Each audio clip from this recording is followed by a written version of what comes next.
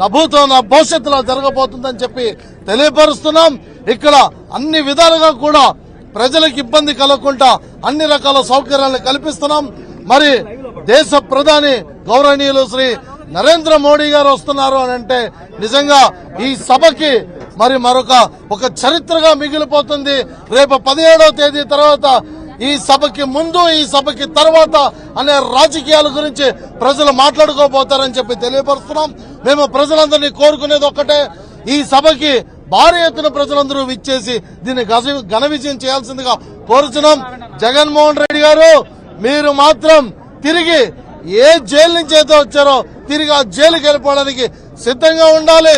నువ్వు ప్రజల్ని మోసం చేస్తున్నావు.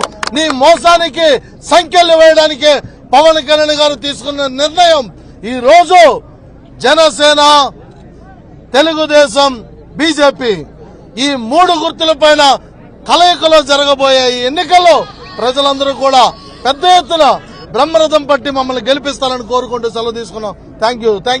జై జనసేన, జై తెలుగుదేశం, జై బీజేపీ.